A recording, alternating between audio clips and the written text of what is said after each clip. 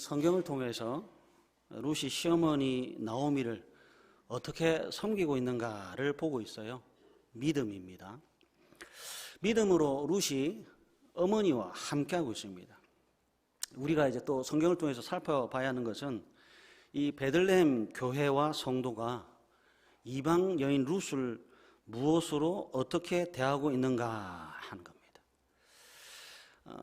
며느리가 어머니를 믿음으로 섬기고 있습니다. 이제 이방 여인과 그리고 나오미를 이 베들레헴 교회 그리고 성도가 어떻게 대하고 있는가.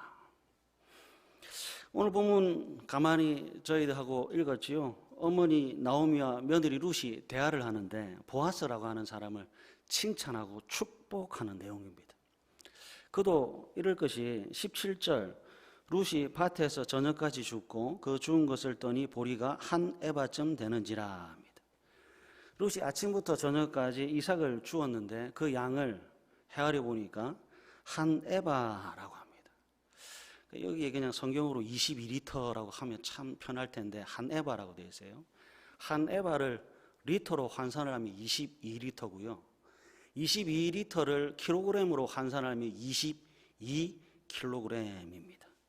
그러니까 하루 종일 준 이 이삭의 양이 상당하지요. 22kg이니까 이제 보세요. 여러분들이 이제 밭의 주인입니다. 밭의 주인이니까 기분 좋지요? 여러분들이 밭의 주인이세요. 그리고 룻이 매일 22kg의 이삭을 주어서 집으로 갑니다. 여러분들이 밭의 주인이에요. 룻이 22kg의 이삭을 주어서 매일 집으로 갑니다. 그 모양을 여러분들이 매일 바라보고 있습니다.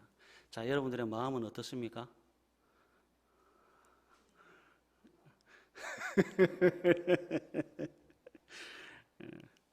매일 22kg의 내 재산이 축이 나는 거예요.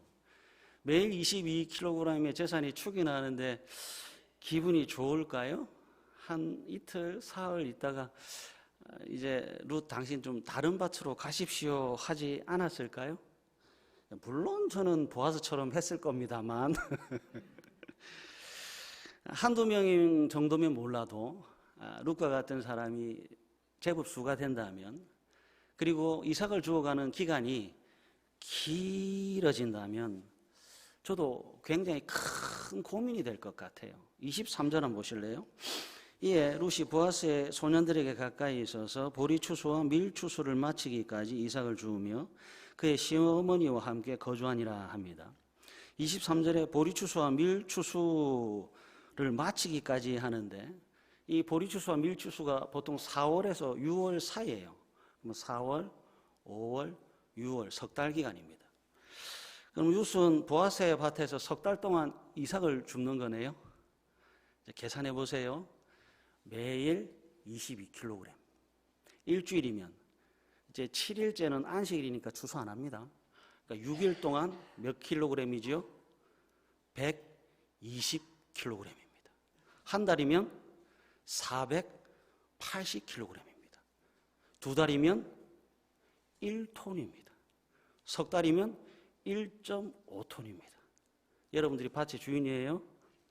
한 달에 내 재산 500kg이 사라지고 두 달 되면 1톤이 사라지고 석 달 되면 1.5톤이 사라져요.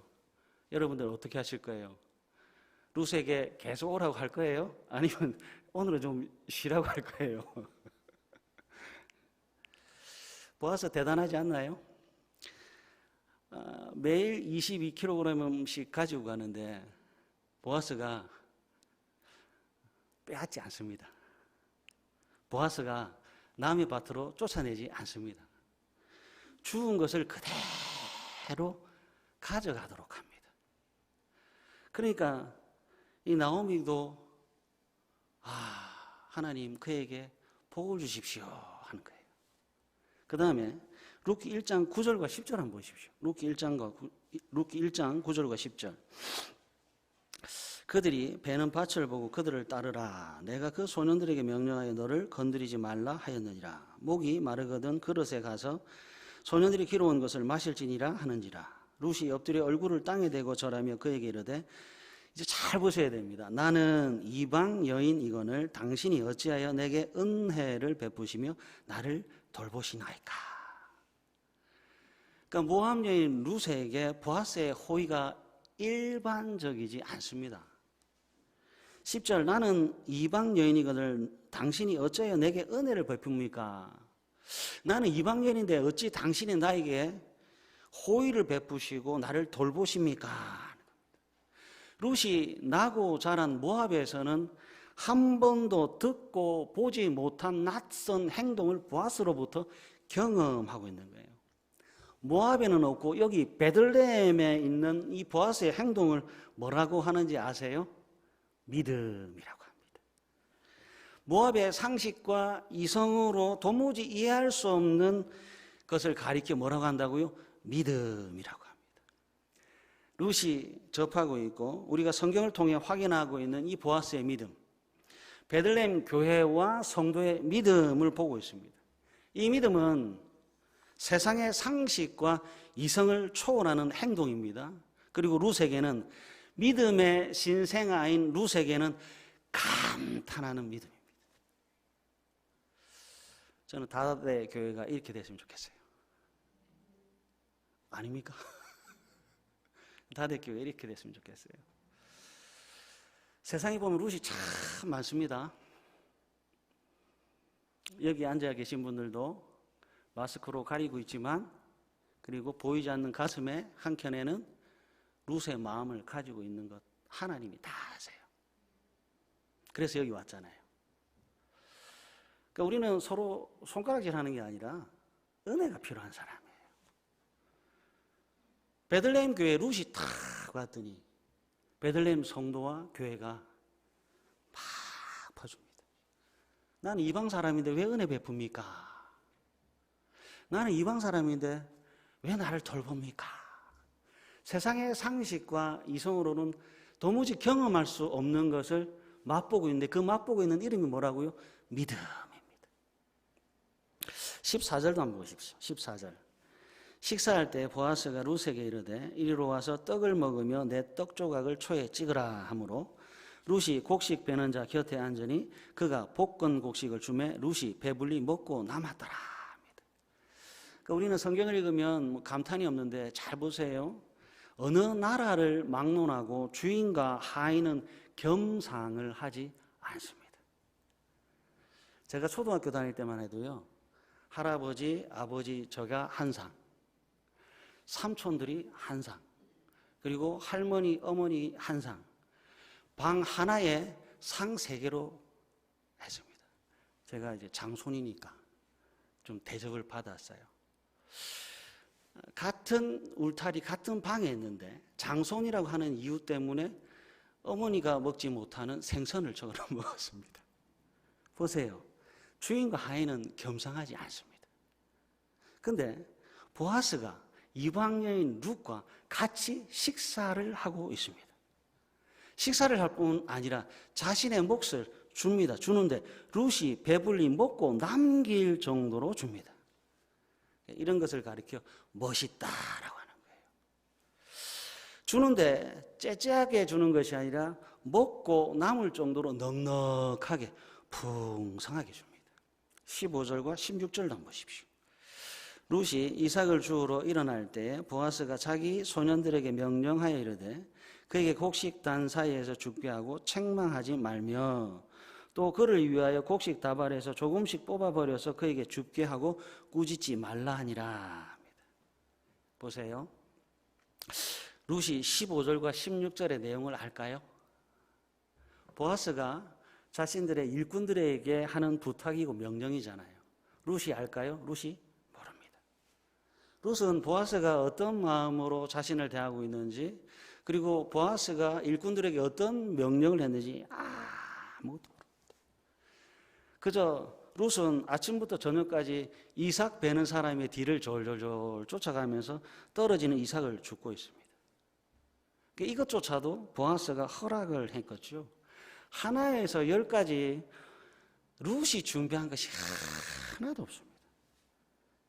그날 먹을 물이 있습니까? 없습니다.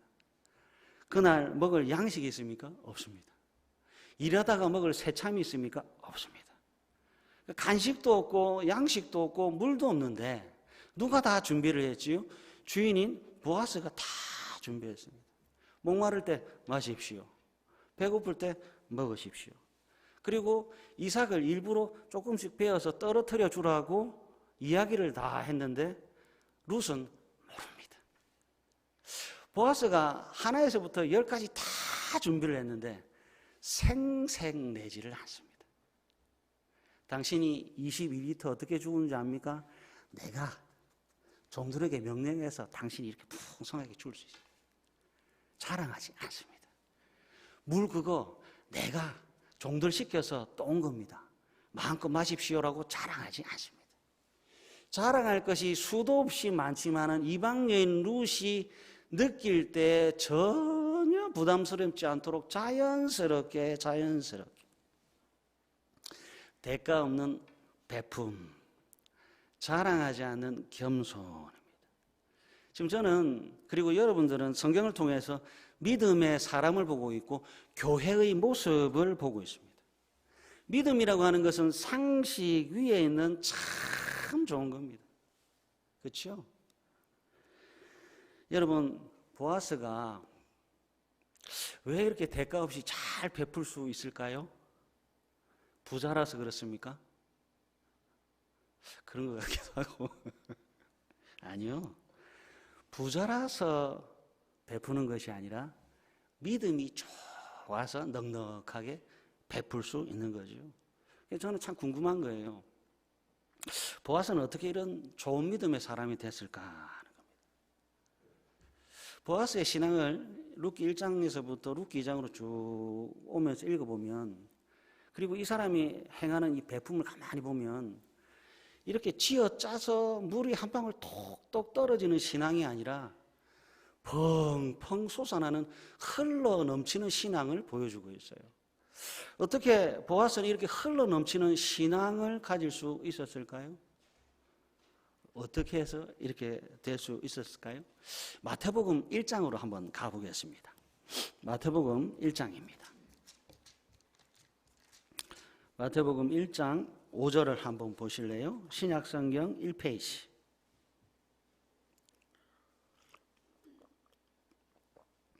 신약성경 마태복음 1장 5절 우리 다 같이 한번 읽겠습니다. 시작. 살몬은 라합에게서 보아스를 낳고 보아스는 룻에게서 오벳을 낳고 오벳은 이새를 낳고. 마태복음 1장은 예수님의 족보를 설명하는 건데요. 아브라함에서 출발해서 이삭, 그 다음에 야곱, 유다로 이어지다 갑자기 라합이 등장합니다.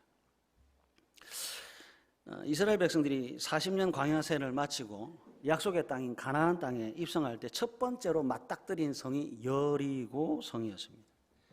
이 여리고 성에 예수님의 족보에 등장하고 있는 기생 라합이 살고 있었어요. 기생 라합, 몸을 파는 사람인지 아니면 숙박업을 하는 사람인지 아니면 이 둘모도를 했던 사람인지는 잘 모르겠지만 이스라엘의 편에서 기생 라합은 여리고 성에 있는 모든 사람들은 진멸의 대상이었습니다. 다 하나님께서 진멸하라고 하셨거든요. 그런데 라합이 삽니다. 살 뿐만 아니라 그 가족들도 구원을 받습니다. 어떻게 해서 구원을 받게 되죠? 이것도 말씀을 한번 찾아볼게요. 여호수아 2장으로 한번 가보겠습니다. 사무엘상 앞에 있는 여호수아 2장 11절과 12절입니다. 구약성경 320페이지입니다. 구약성경 320페이지 여호수아 2장 11절과 12절입니다. 다 찾으셨나요? 구약성경 320페이지 여호수아 2장 11절과 12절 다 같이 한번 읽었으면 좋겠습니다. 시작. 우리가 듣자 곧 마음이 녹았고 너희로 말미암아 사람이 정신을 잃었나니 너희의 하나님 여호와는 위로는 하늘에서도 아래로는 땅에서도 하나님이시니라. 그러므로 이제 청하노니 내가 너희를 선대하였은즉 너희도 내 아버지의 집을 선대하도록 여호와로 내게 맹세하고 내게 증표를 내라. 아멘. 11절 너희의 하나님 여호와는 위로는 하늘에서도 아래로는 땅에서도 하나님이시라는 이 믿음으로 라합과 그 가족이 죽음에서 건짐을 받았습니다. 라합이 은혜로 구원을 받았고 라합이 믿음으로 구원을 받았습니다. 그리고 이때 깨달은 것이 딱 하나 있어요. 뭔지 아세요? 죽음이라고 하는 것이 생각보다 훨씬 더 가깝게 있구나 하는 겁니다. 라합이 이때 깨달은 게 이겁니다. 먹고 살기 위해서 바쁘게 살았는데 죽음이라고 하는 것이 갑자기 닥친 거예요. 그때 깨달은 거죠. 죽음이라고 하는 것은 저 멀리 있는 것이 아니라 바로 내 옆에 있었구나. 그리고 이렇게 되는 겁니다. 그 죽음이라고 하는 것에서 살기 위해서는 하나님께서 베풀어 주시는 인애와 자비와 사랑이 아니면 누구도 살 수 없다라고 하는 것을 배운 겁니다. 그전에는 열심히 살면 잘 살 줄 알았죠. 열심히 잘 살면 그 죽음이라고 하는 것은 저 멀리 있는 줄만 알았어요. 든든한 성이 있었고 튼튼한 빗장문이 있었는데 아니요. 하나님의 은혜가 없으면 다 죽는다라고 하는 것을 이때 배웠습니다. 하나님, 믿음이 없으면 살 수 없습니다. 하나님, 은혜가 없으면 살 수 없습니다. 그리고 뭐지요? 내 것은 없습니다. 움켜쥘 수 없습니다. 어느 한순간도 모든 것이 나를 다 떠난 겁니다.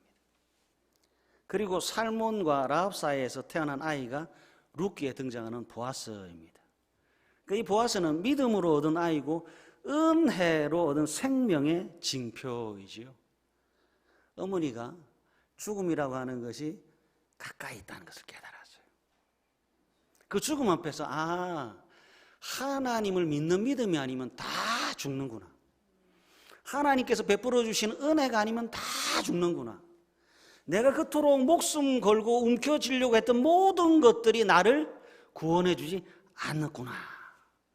다 나를 떠나버렸고 오직 하나님만이 나를 구원하셨구나. 그리고 태어난 아이가 보아스라고요. 믿음으로 얻은 아이, 은혜로 얻은 아이인 겁니다. 세상에는 별별 사람들이 많지요. 그런데요, 성경에 따르면 딱 두 종류의 사람밖에 없어요. 한 사람은 믿음을 가진 사람, 다른 사람은 믿음이 없는 사람입니다. 한 사람은 은혜를 입은 사람, 한 사람은 은혜를 모르는 사람입니다. 은혜와 믿음입니다. 여기 믿음이 있는 사람은 믿음을 따라 살고요. 믿음이 없는 사람은 자기 소견에 옳은 대로 삽니다. 룻기 1장, 룻의 시아버지 엘리멜렉이 있었습니다. 엘리멜렉도 보아스와 같이 유력하고 부유한 사람이었죠. 그러나 룻기 2장의 보아스와 다릅니다. 어떻게 다르죠? 엘리멜렉과 보아스의 근본적인 차이는 이 가슴에 있는 믿음의 차이입니다. 룻기 1장에 모압으로 떠난 엘리멜렉이 있고 룻기 2장에 베들레헴을 지킨 보아스가 있었습니다. 남는 것과 떠나는 것이 있었는데 그 안에 무엇이 있는가 봤더니 믿음이 있었습니다. 두 사람 모두 다 부자였습니다. 그런데 보세요. 엘리멜렉은 풍요로운 중에 가난하게 됐습니다. 보아스는 풍요로운 중에 나눠주고 있습니다. 똑같이 재물이라고 하는 것이 사라지고 있어요. 재물과 소유라고 하는 것이 똑같이 동시에 사라지고 있는데 엘리멜렉에게는 사라지면은 이 칭찬이라고 하는 것이 없습니다. 반대로 보아스 재물이 사라지고 있는데 여기에는 하나님의 복과 칭찬이 있습니다. 두 사람 모두 재물이 사라지고 있습니다. 똑같이 재물이 사라지고 있는데 엘리멜렉은 그 어떤 사람들로부터 존경을 받지 못하고 보아스는 사람들로부터 박수와 칭찬을 받고 있습니다. 왜 그렇지요? 한 사람에게는 믿음이 있고 한 사람에게는 믿음이 없기 때문에 그렇습니다. 꼭 기억하세요. 없어지는 것은 매 한 가지입니다. 그래서 어디에 어떻게 사용할 것인가 하는 겁니다. 사라지는 것은 똑같습니다. 똑같은데 어디에 어떻게 사용하는가에 따라 명예가 생기고 영광이 생깁니다. 질문할 테니까 이제 대답 좀 해주십시오. 시간을 움켜쥘 수 있습니까? 물을 움켜쥘 수 있습니까? 빛을 가두거나 저장할 수 있습니까? 있습니까?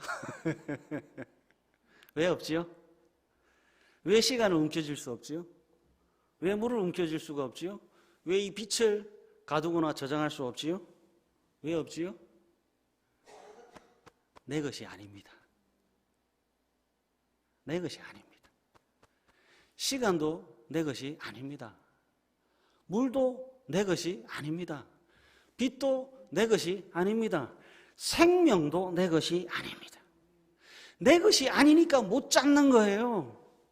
내 것도 아닌데 자꾸 잡으려고 하니까 헛수고 하는 거예요. 힘만 들고 어깨만 아픈 거죠. 내 것이 아니라 모든 것이 다 하나님의 것입니다. 그래서 우리 중 누구도 시간을 잡을 수 없고 생명을 잡을 수 없고 빛을 잡을 수 없고 물을 잡을 수가 없는 거예요. 보아스가 믿음을 통해서 그리고 그 어머니 라합을 통해서 배운 것이 바로 이겁니다. 하나님, 내 것은 없습니다. 다 하나님의 것입니다. 그래서 뭐 하죠? 움켜쥐는 것이 아니라 나눠줍니다. 그래서 뭐 한다고요? 내 것이 아니라 하나님의 것이니까 움켜쥐는 것이 아니라 손을 쫙 펴서 나눠준다고요. 내 것이 아니니까 나눠주는 거예요. 룻기 1장 엘리멜렉이 움켜쥐어 봤습니다. 하나도 나눠주기 싫은지 어떤지는 모르겠지만 모든 것을 다 안고 모압이라는 곳으로 믿음을 버리고 떠났지요. 그런데 보세요. 엘리멜렉이 어디에 있지요? 그리고 엘리멜렉의 소유는 또 누구의 것이 됐습니까? 누가복음 12장 15절 사람의 생명이 그 소유에 넉넉한 데 있지 않습니다. 시간을 붙잡을 수 없습니다. 내 생명을 붙잡을 수 없습니다. 소유로가 생각했던 그 물질조차도 내 것이라고 주장하지 못합니다. 아무리 움켜쥐려고 해보십시오. 움켜쥐지 않아요. 베풀지 않고 나누지 않는 재물은 그래서 그 사라짐은 쓴물이 됩니다. 내 것이 아닌데 자꾸 내 것이라고 주장하잖아요. 그러면 그건 쓴물이 됩니다. 그곳에는 명예도 없고 그곳에는 칭찬도 없고 그곳에는 영광도 없습니다. 계속 반복합니다. 움켜질 수 없습니다. 움켜질 수 없고 모든 것은 다 사라집니다. 그래서 어디에 어떻게 사용하는가가 중요하지요. 그래서 또다시 돌아가는 겁니다. 어디로요? 믿음입니다. 보아서는 주고 또 주고 계속해서 줍니다. 주는데 째째하게 주지 않습니다. 1톤, 1.5톤 막 가져가도록 내버려 둡니다. 그것도 알리지 않고 자랑하지 않고 주고 또 줍니다. 왜 그렇지요? 믿음과 은혜, 소유권이 하나님의 것이니까. 자기의 내 이름 알리지 않고 막 주는 겁니다. 이것이 뭐라고요? 믿음입니다. 그래서 믿음의 사람은 언제나 멋진 사람입니다. 전 다대교회에 이런 멋있는 사람들이 많았으면 좋겠어요. 주기 싫은가 봅니다.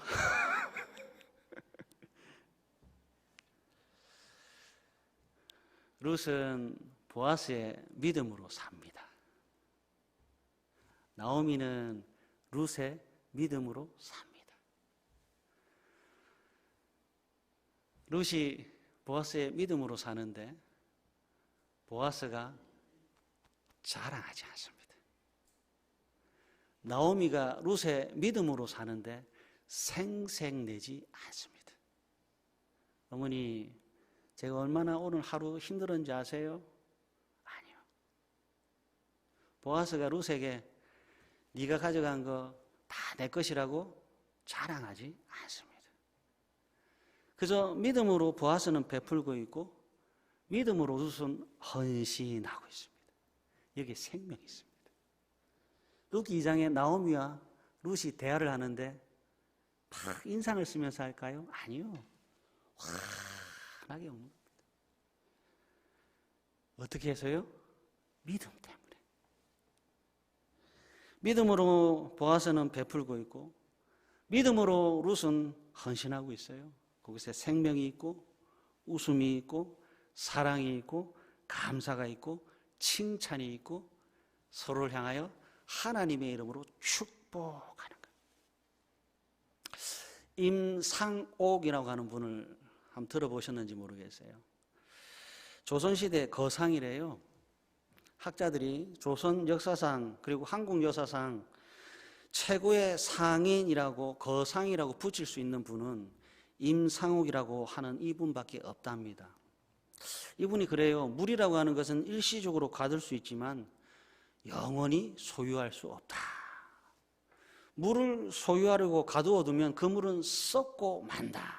재물도 마찬가지다.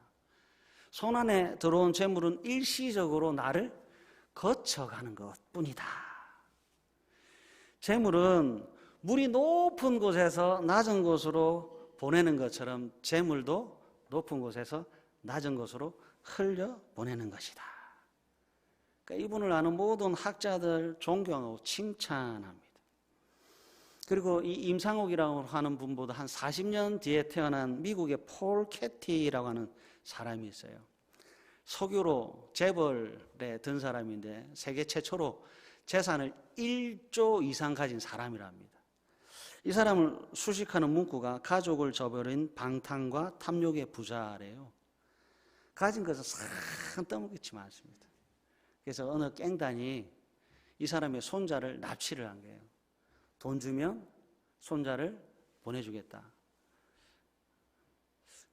어떻게 됐을까요? 돈 안 줬답니다. 불의와 타협하지 않겠다가 아니라 재산이 아까운 거예요. 그래서 깽단이 이 손자의 오른쪽 귀를 탁 잘라서 보내니까 그때서 돈을 주고 손주를 찾았다 합니다. 보세요. 다릅니다. 움켜쥐려고 하는 자와 나눠주려고 하는 사람은 다릅니다. 명예가 다르고 영광이 다릅니다. 그 시작은 언제나 여기 믿음입니다. 이제 우리가 꼭 기억해야 될 성경 구절이 있는데 한 두 군데를 찾고 설교를 마치겠습니다. 사도행전 20장으로 한번 가보겠습니다. 사도행전 20장 35절입니다.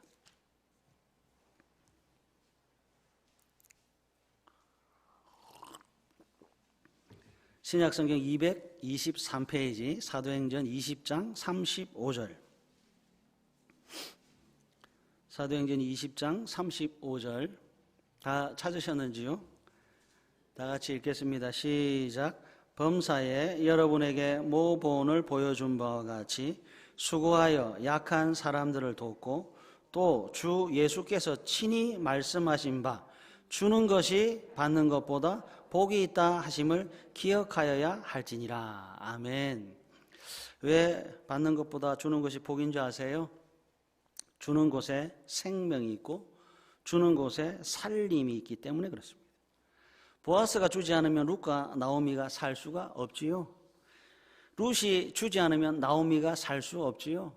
성도는 죽이는 사람이 아니라 살리는 사람입니다. 교회는 수고하여 약한 사람들인 룻과 나오미를 살리는 생명의 기관입니다. 말씀을 한 곳 더 찾아볼게요. 이번에는 누가복음 6장으로 한번 가보겠습니다. 누가복음 6장 34절, 35절, 36절입니다. 누가복음 6장 34절, 35절, 36절 신약성경 99페이지입니다.